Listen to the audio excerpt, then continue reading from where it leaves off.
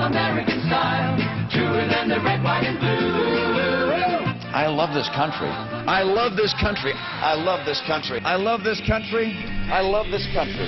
I love this country. I love this country. I love this country.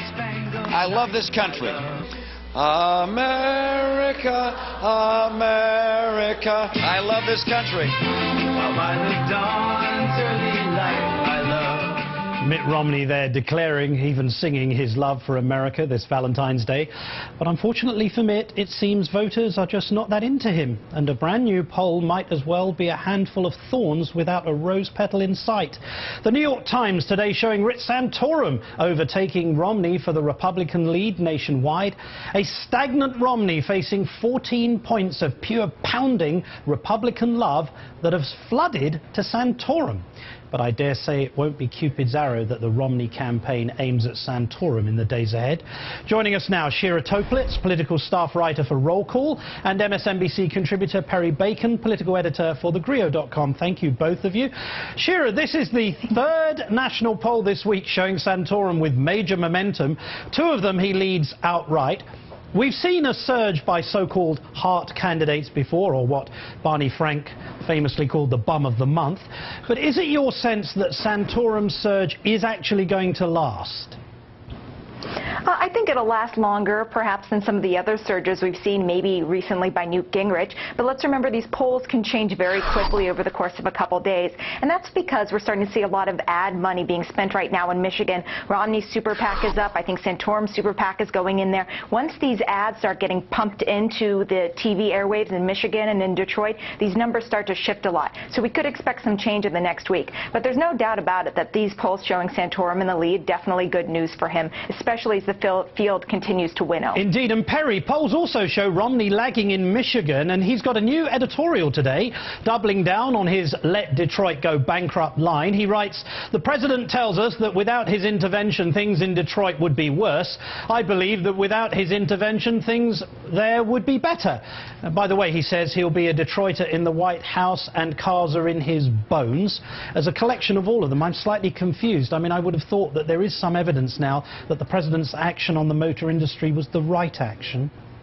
There's a lot of evidence that the bailouts and the bailouts of the auto companies actually did work. That said, Mitt Romney's his problem is he can't get conservatives, he can't get Tea Partiers. Those groups are not behind him, and he's trying to right now really try to show I'm a conservative, and here's how. I don't like bailouts, I'm opposed to all of them. So he's really trying to emphasize his conservative. But Terry, does that basically mean that Mitt Romney has to revise the truth about the motor industry in order to appeal to these political groups? I think in some ways it does. I mean, if you look at what he says today versus what he says in 08, he wrote an op-ed in 08 in the New York Times basically saying let Detroit go bankrupt. That doesn't quite jive with what he's saying today. And I think he's got to figure out a way to reconcile those views. He also seems to be aware of the general election problem, which he's thinking about as well, which is you can't be against the auto industry in a general election in Michigan if you want to win that state. So he's having to deal with the primary and the general election all at once and balance those two things out. You're beginning to draw a deep sense of sympathy for poor Mitt. Shira, now the spin machine gets even spinnier with Romney's first Michigan ad. Take a look.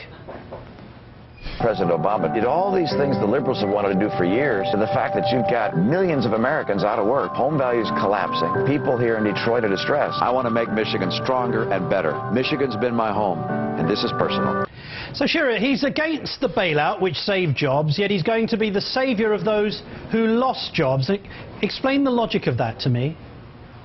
Well, first of all, can we just confront the issue of how many places can Mitt Romney really say is his home? All right, he governed in Massachusetts. He's very wealthy, my friend. He can claim to have homes all around the country. That's not fair. He's extremely wealthy. And also his line about, I'm a Detroiter. Okay, yes, I'm from Detroit. All right, he was born in Detroit, but then he moved over to Bloomfield Hills, which is actually in a different county. That's in Oakland County. Detroit, obviously, is in Wayne County. Bloomfield Hills, none of the houses in that ad that you just showed, I doubt there are many houses that look like that in Bloomfield Hills. It's a very wealthy suburb. Indeed. Okay, well, he's got lots of money and he can buy his houses where he likes. Perry, that's got to be just the beginning, because you look at the money Mitt's got against Santorum, 18 million to 2 million, and Mitt Romney cannot let Michigan get away from him. That would be catastrophic, wouldn't it?